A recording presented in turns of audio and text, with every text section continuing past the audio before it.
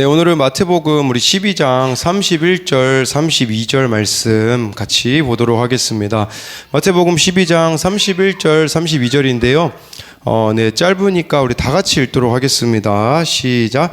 그러므로 내가 너희에게 이르노니 사람에 대한 모든 죄와 모독은 사하심을 얻되 성령을 모독하는 것은 사하심을 얻지 못하겠고 또 누구든지 말로 인자를 거역하면 사하심을 얻되 누구든지 말로 성령을 거역하면 이 세상과 오는 세상에서도 사하심을 얻지 못하리라. 아멘. 네, 우리 옆 사람과 인사하겠습니다. 주님의 이름으로 사랑합니다.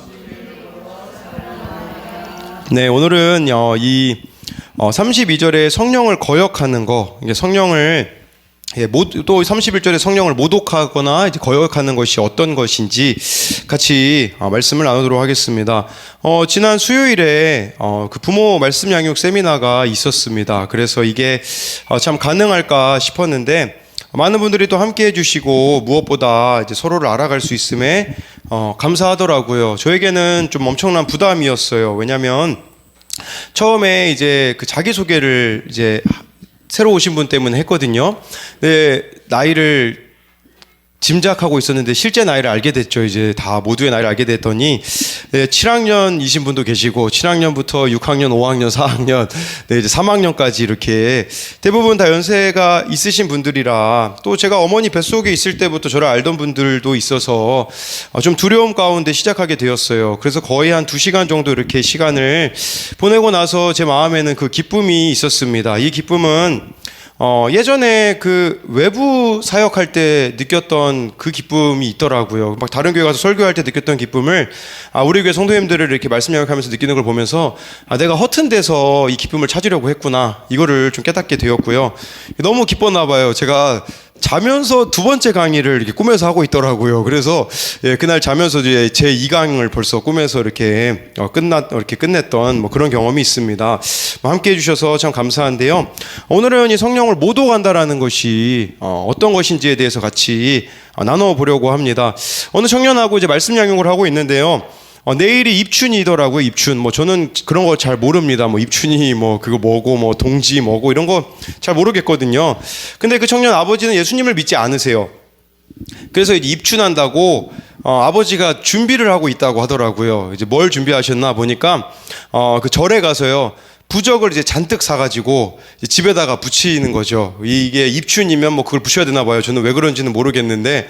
그래서 집에 잔뜩 붙이려고 부적을 이렇게 샀는데 이 청년이 감사하대요. 그래서 뭐가 감사한가? 그래서 얘기를 들어보니까 자기 방에는 부적을 안 붙여서 감사하다, 이제 이렇게 얘기를 하더라고요. 그래서 저도 좀 그런 생각을 하더라고요. 우리의 신앙도 딱 요 정도 원하진 않나. 그냥 나에게 피해만 안 되면 되는 정도만 원하지 않는가. 인생의 목적이 구원이 된다면 아버지한테 이렇게 얘기해 줄 수 있지 않을까요?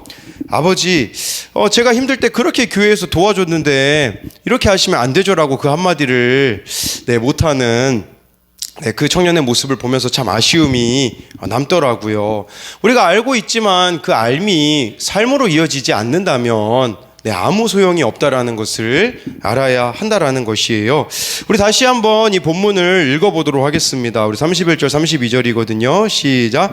그러므로 내가 너희에게 이르노니 사람에 대한 모든 죄와 모독은 사하심을 얻되 성령을 모독하는 것은 사하심을 얻지 못하겠고 또 누구든지 말로 인자를 거역하면 사하심을 얻되 누구든지 말로 성령을 거역하면 이 세상과 오는 세상에서도 사하심을 얻지 못하리라. 우리로서는 이해가 안 되는 게 32절이에요. 왜 그러냐면요. 32절에 인자를 거역하면, 인자는 예수님이거든요. 아니, 예수님을 거역하면 사하심을 얻는데 말로 성령을 거역하면 이 세상과 오는 세상에서도 사하심을 얻지 못한다라는 말씀이에요. 그러니까 우리로 말하면 이런 거죠. 예수님 욕하는 거는 용서받을 수 있는데 성령님을 욕하는 것은 왜 이거는 사하심을 받지 못하는가? 질문이 들 수 있는 거죠. 일예로 보자면요. 실제로 사도 바울이 예수님 믿기 전에 얼마나 끔찍한 일을 저질렀습니까? 예수님 믿는 사람들 막 잡아다가 감옥에다가 집어넣고, 그리고 심지어 스데반 집사님 돌 맞아 순교할 때 사람들이 옷을 벗어서 바울 앞에다 뒀어요. 총 책임자였다라는 뜻이거든요. 그런 끔찍한 죄를 저질렀던 사도 바울이 실제로 예수님을 모욕했지만 용서 받지 않았습니까? 그렇다면 여기서 성령을 거역한다라는 것은 무슨 말이겠습니까? 제가 계속 고민을 해봤는데요. 고린도전서 12장 3절 말씀에 보면 우리가 추정해 볼 수 있는 답이 있어요. 우리 같이 말씀을 볼 텐데요. 고린도전서 12장 3절 말씀 보면 성령을 거역하는 것은 무엇인지를 알 수 있거든요. 같이 읽어보도록 하겠습니다. 시작. 예수를 저주할 자라 하지 아니하고 또 성령으로 아니하고는 누구든지 예수를 주시라 할 수 없느니라.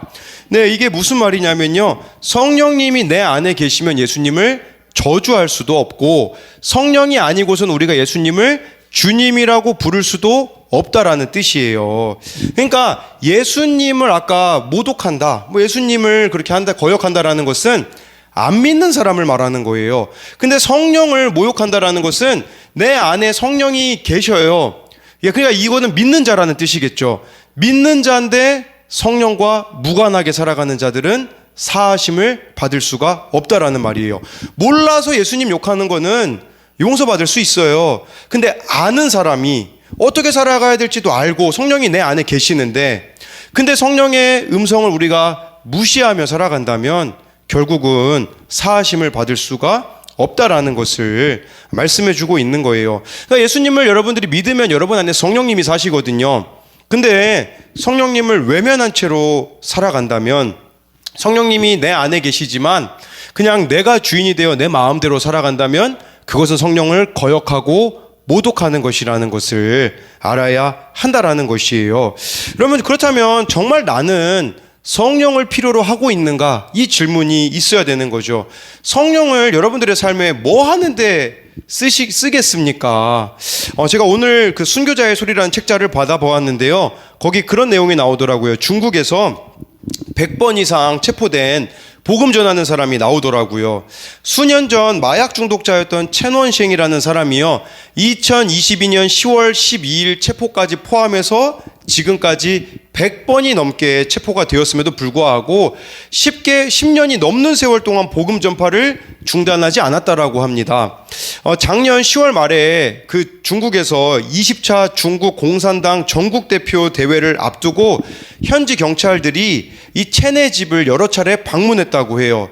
사람들이 이렇게 모일 텐데 제발 예수님 좀 전하지 말아달라고 부탁을 하러 왔다고 해요. 그러면서 대회 기간에는 전도하지 말아달라고, 그러면 그 지역에 삼자교회 목회자 자리 2곳을 그에게 주겠다라고도 이야기를 하고 말했다고 해요. 근데 첸은요, 경찰들을 환영하며 집 안으로 맞이한 다음에 복음서를 주면서 이렇게 말했다고 해요. 경찰 여러분, 다시 와주셔서 기쁩니다. 예수님은 여러분을 사랑하고 축복하십니다. 이 전도자 첸은 하나님이 주신 사명을 절대로 포기하지 않을 거라고 말했어요.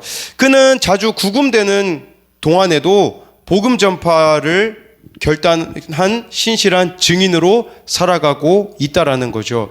첸에게 있어서 성령님은 왜 필요하겠습니까? 증인으로 살기 위함이다라는 거예요. 왜 이 이야기를 드리냐면요, 성령이 우리 안에 계시면요, 사도행전 1장 8절 우리 너무 잘 알지 않습니까? 오직 성령이 너에게 임하시면 너희가 권능을 받고 예루살렘과 온 유대와 사마리아의 땅끝까지 이르러 내 증인이 되리라 하시니라.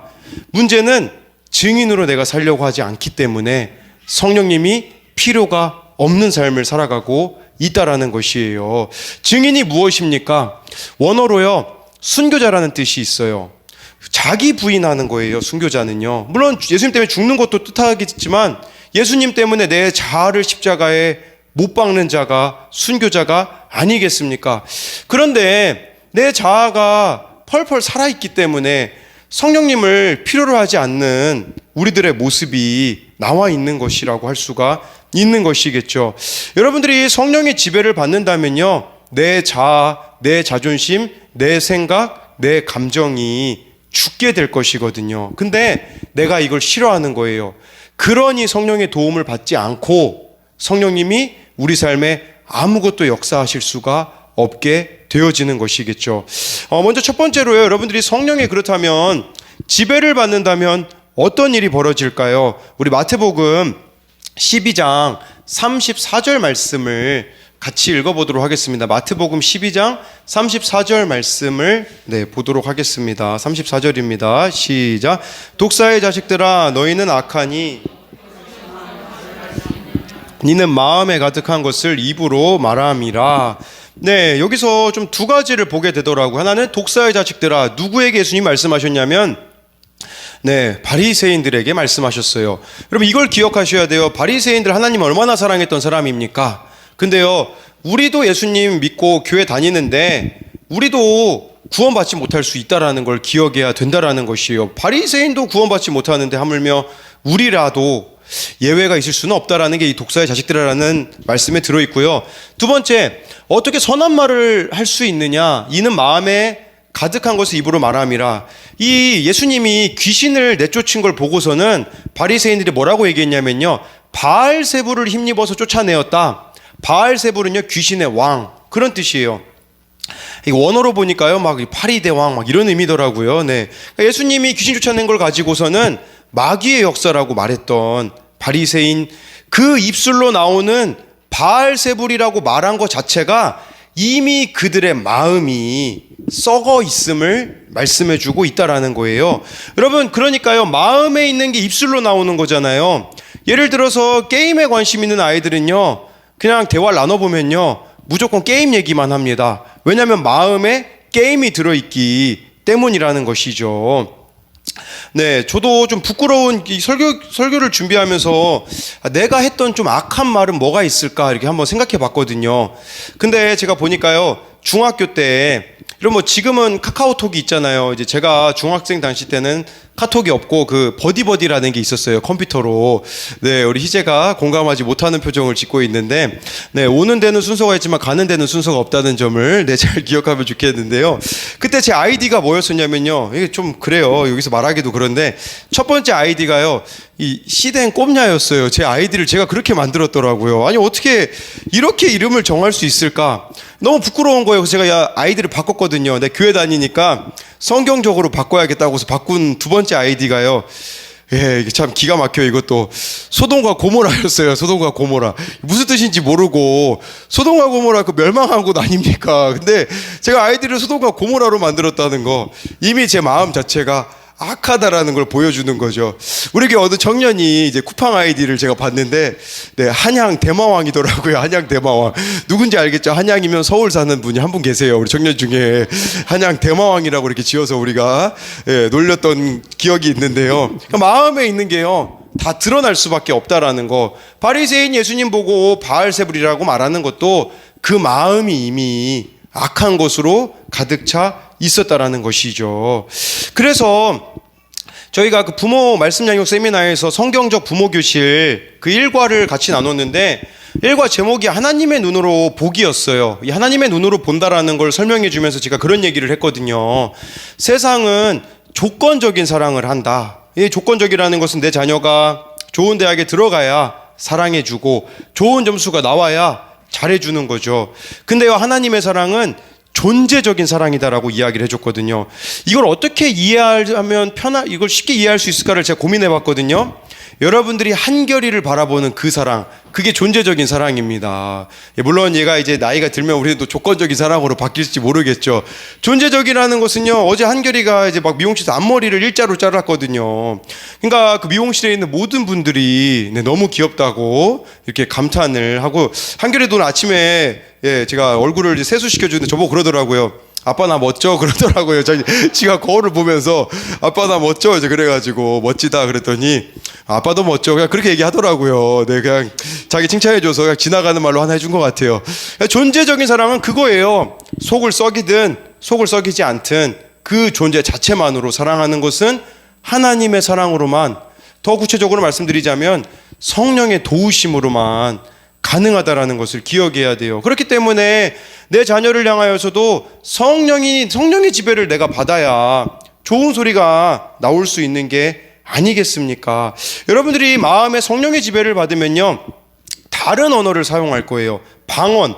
이 방언 뭐 랄랄라 이것도 방언이긴 한데요, 이 방언 다른 언어가 뭐냐면 진짜 욕해야 되는 상황인데 사랑의 말을 해버리는 거, 이거 방언 아니겠어요? 네, 제가 오늘 어느 청년에게 연락이 왔거든요. 남자친구랑 금요 예배를 가려고 하는데 2시간 전에 이 여자친구 애가 우리 만나서 이야기도 하고 시간 좀 보내자. 근데 이 남자친구가요, 점심시간에 약속이 있었는데 아직까지 안 나타나고 있대요. 이미 이 여자친구는 남자친구 앞에서 기다리고 있는데 저한테 그렇게 얘기하더라고요. 서운하고 우울한 마음이 생겨요. 이런 마음을 참고 계속 기다려야 하는지 어렵다고 저한테 연락이 왔더라고요. 그래서 제가 그렇게 얘기해 줬어요. 물론 남자친구의 잘못이 크긴 한데 그럴 때는 번역기를 돌려야 돼. 이게 무슨 말이냐면 다르게 해석해야 된다라고 이야기를 해줬거든요. 근데 이 번역기 돌린다라는 게 성령의 번역기를 돌리셔야 돼요. 그러니까 이것을 보이는 대로 말하는 게 아니라 다르게 반응해야 되거든요. 그래서 제가 그 친구에게 이렇게 얘기해 줬어요. 성령 충만이 갈등 충만이잖아. 그러니까 집 앞에서 기다리고 있지만 말고 근처 카페 가서 주님과 시간을 보내. 그리고 남자친구에게 아무 말 하지 말고 네가 안 삐지고 있잖아.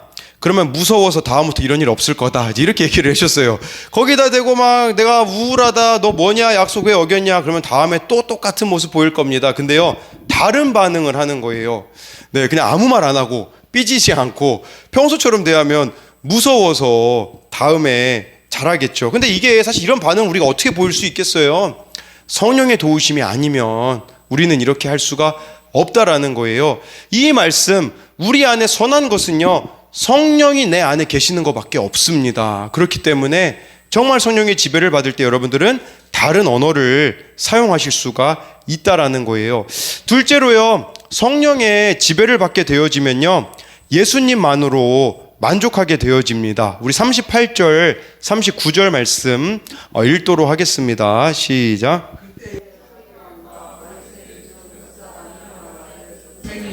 우리에게 표적 보여주시기를 원하나이다. 예수께서 대답하여 이르시되 악하고 음란한 세대가 표적을 구하나 선지자 요나의 표적밖에는 보일 표적이 없느니라. 이 서기관하고 바리새인이요, 예수님 보고 표적 보여달라고 말씀해주고 있어요. 표적 얼마나 많이 보여주셨습니까? 막 귀신 들린 자도 고쳐주시고, 병 고침, 심지어 죽은 자도 예수님이 살리시는 표적을 보여주셨거든요. 근데요, 이 표적 보인다라는 게 무슨 말이냐면, 쉽게 말하자면, 우리로 말하면 그런 말이에요. 예수님만으로 저 만족 못하겠습니다. 그러니까 예수님이 정말 맞으면 제가 원하는 일 한번 들어봐 주세요. 이런 의미라고 보시면 돼요. 어느 목사님이 오늘 설교하신 내용을 들었는데요, 목사님 아들이 그렇게 얘기했대요. 지금 한 달 동안 진짜 하나님을 최선을 다해서 찾을 테니 한 달 동안 하나님이 한 달 내에 만나주시지 않으면 이제는 하나님을 떠나겠다. 그렇게 이야기를 했다고 하더라고요. 그러니까 이게 표적을 구하는 거예요. 그러니까 시간 내가 정하고 한 방에 해결되기 원하는 거 있잖아요. 그러니까 문제가 그냥 내가 원하는 대로 한 방에 이루어지기 원하는 거, 때와 시간, 이거 내가 기한도 잡아놓는 게 바로 표적을 구하는 것이라는 거죠. 그러다가 응답이 안 되면 어떻습니까? 하나님이 없다고, 하나님이 나를 사랑하지 않는다고 그렇게 말하고 있는 게 바로 여기서 말하는 표적을 구한다라는 것이에요. 이건 다른 사람의 이야기가 아니라 저의 이야기이기도 하더라고요. 작년에 5월 달에 하나님, 우리 아이들 이번 해 동안 바꿔주시지 않으면 제가 떠나겠습니다. 그런 식의 기도를 하고 있었던 이 표적을 구하는 모습이 바로 저의 모습이었다라는 거죠. 근데 39절에 예수님께서 표적은요, 다른 게 없고 요나의 표적밖에 없다. 요나가 물고기 뱃속에 3일 들어가 있던 거, 그게 표적이라는 뜻이거든요. 무슨 말이냐면 예수님이 십자가에서 우리를 위하여서 죽으시고 3일 후에 부활하신 십자가와 부활의 표적밖에는 없다라는 것을 말씀해주고 있는 것이에요. 여러분, 그렇기 때문에요, 성령의 지배를 받게 되어지면요, 예수님만으로 만족하게 되어지는 거예요. 예수님이 나를 뭘 주셔서 예수님을 사랑하는 게 아니라, 내가 원하는 일이 이루어져서 주님을 사랑한다라는 고백을 하는 게 아니라, 원하는 일이 이루어지든 이루어지지 않든, 환경과 상황이 내가 원치 않는 대로 흘러가든 좋게 흘러가든, 나를 힘들게 하는 사람이 있든 나를 사랑해주는 사람이 있든 상관없이 만족하며 살아가는 것이죠. 이런 사람은요, 남 탓을 하지 않습니다. 환경 탓, 상황 탓, 사람 탓을 하지 않아요. 우리 말씀 하나 보면요, 사도행전 7장 59절, 60절 말씀을 한번 찾아보도록 하겠습니다. 사도행전 7장 59절, 60절 말씀인데요. 네, 우리 같이 사도행전 7장 59, 60절 말씀입니다. 시작. 그들이 돌로 스데반을 치니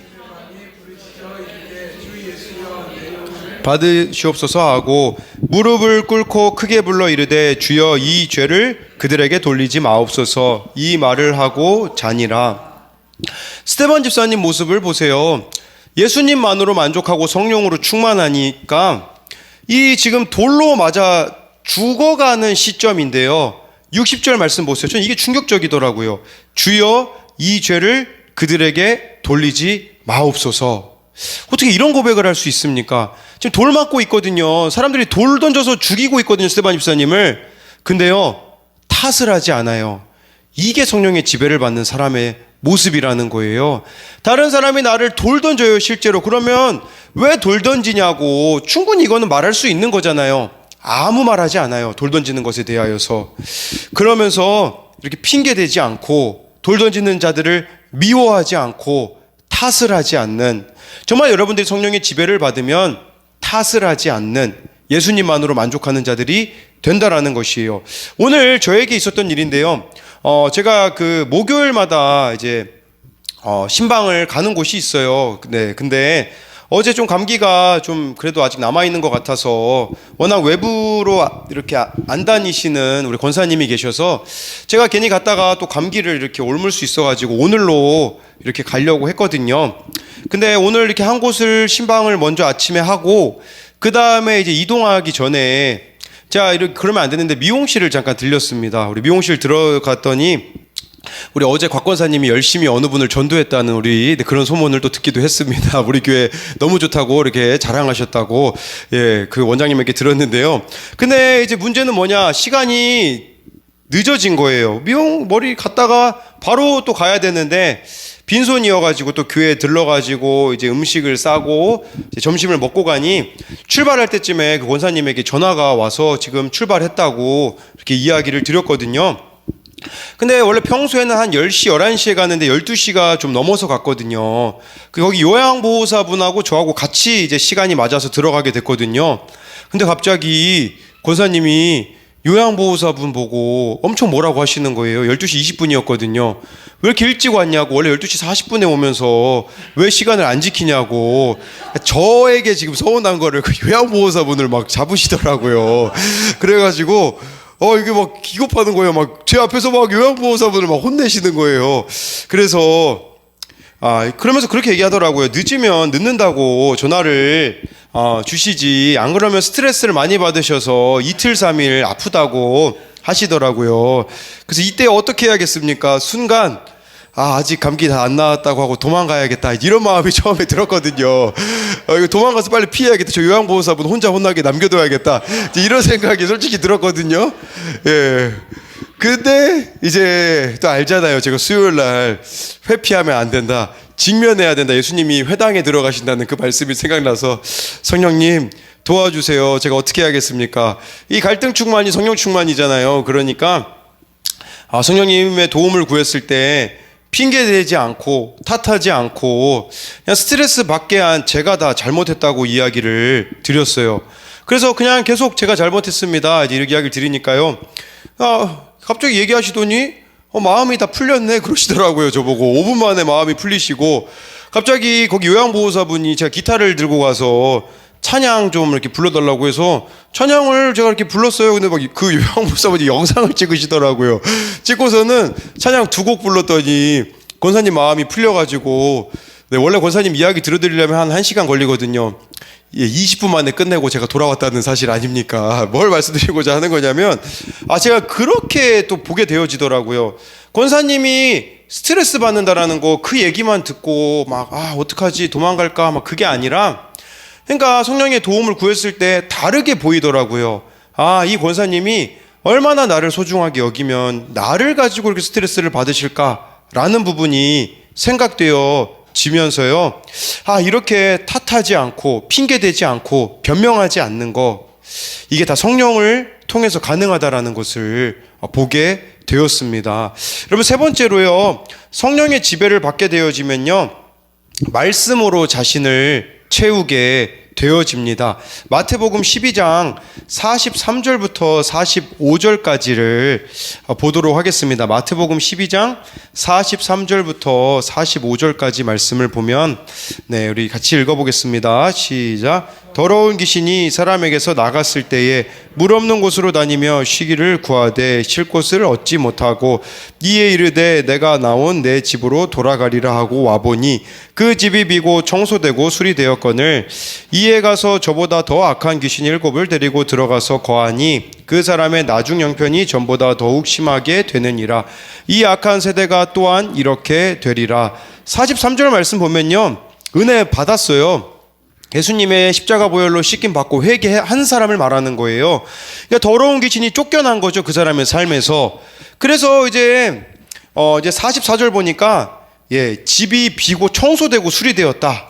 우리가 예수님을 믿으면 얼마나 우리가 깨끗하게 됩니까? 근데 문제는 뭐냐면 예수님으로 우리를 채우지 않으면 45절에 보니까요, 7 귀신을 데리고 귀신이 들어간다라고 하잖아요. 우리 마음에. 무슨 말씀이냐면요, 말씀으로 여러분 자신을 매일매일 채워나가지 않으면요, 그것이 나중에는 사탄이 여러분들을 완전히 장악해버리게 된다라는 것을 보여주는 거예요. 말씀에 대한 전 소중함이라고 생각을 해요. 우리 내면을 말씀으로 채워야 한다라는 것이죠.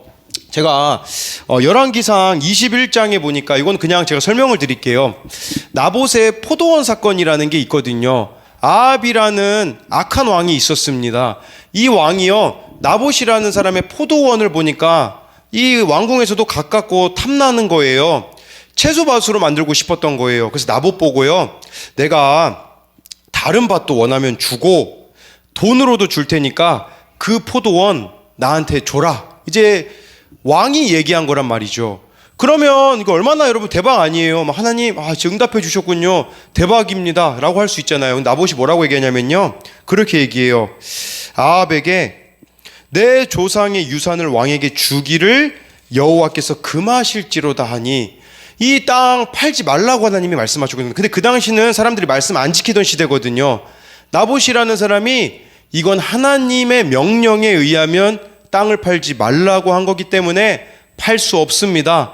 그래서요, 이 아합의 아내 이세벨이 막 불량배를 사가지고 거짓 증언을 해서 나봇을 죽이거든요.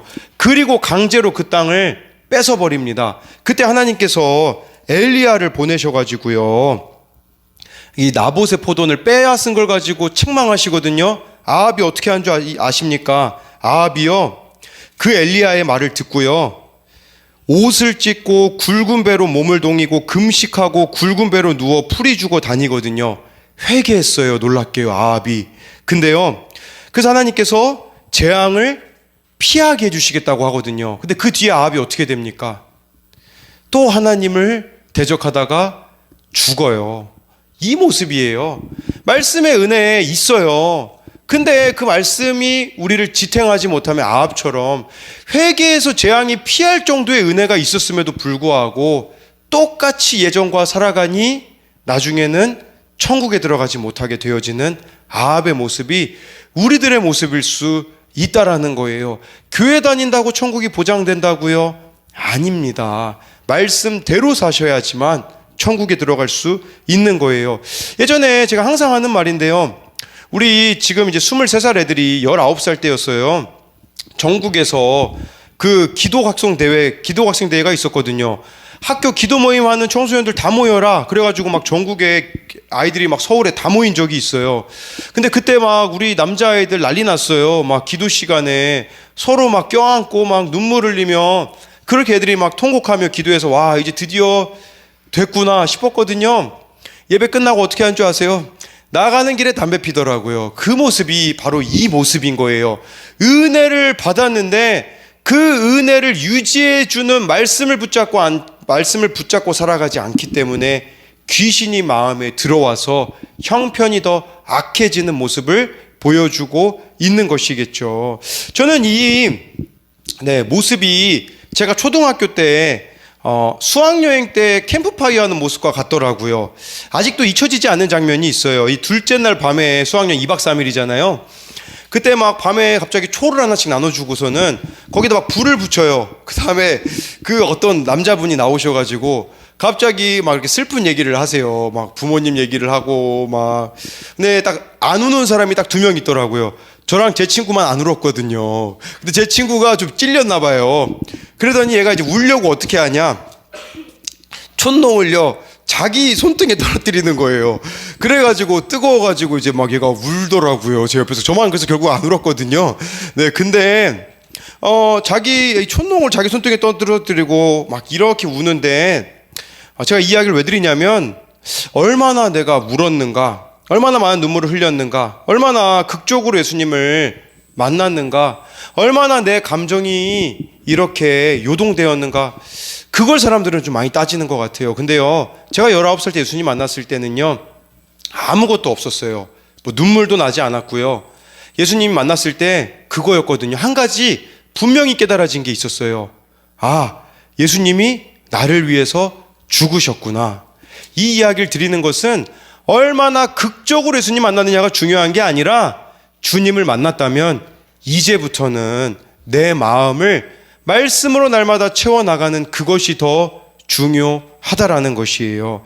성령 충만이요, 말씀 충만이라는 것을 기억해야 된다라는 것이겠죠. 예, 그리고 마지막으로 4번째로 성령의 지배를 받으면요, 하나님 뜻대로 살아가게 되어집니다. 우리 49절 50절 말씀 읽어보도록 하겠습니다. 49절 50절입니다. 시작. 손을 내밀어 제자들을 가리켜 이르되,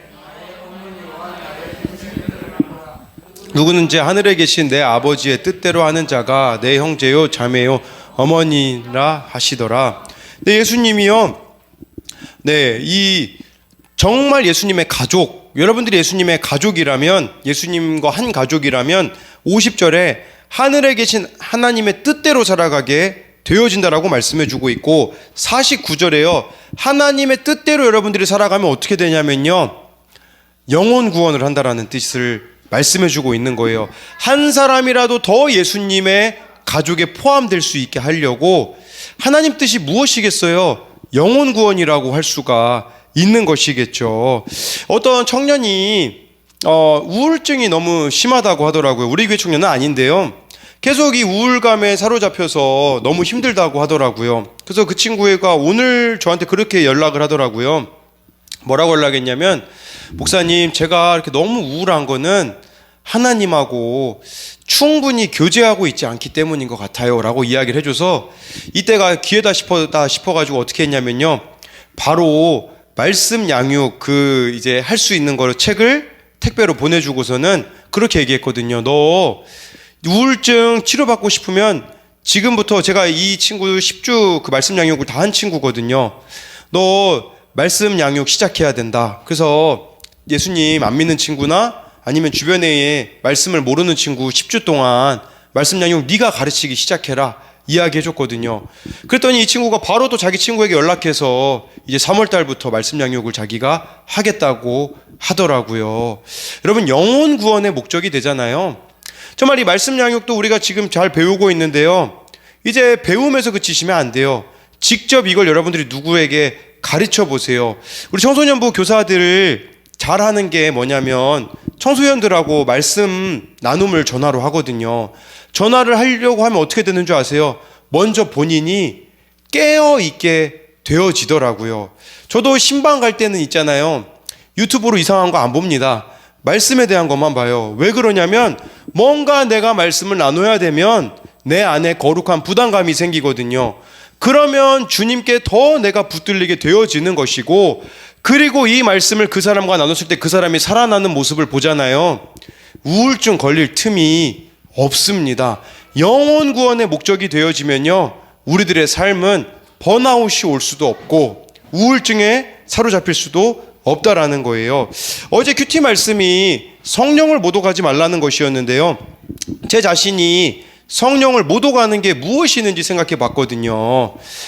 지난번에 그 어머니랑 이번 주에 또 전도하고 있는 집이 있어요. 그 냉면집인데 방문을 했는데 갑자기 그 손녀딸 이름이 기억이 안 나더라고요. 근데 나중에는 또 어머니한테 물어보기 그래서 조금 기다렸다가 생각이 나긴 했는데 이 손녀딸의 이름을 제가 까먹어 버렸더라고요. 그리고 우리 교회 뭐 잘 나온 아이들은 뭐 기억을 하지만 한두 번 나온 아이들, 옛날에는 그 아이들 이름까지도 다 기억하고서는 기도했는데 이름이 생각이 안 나더라고요. 그리고 요즘 어제가 그랬어요.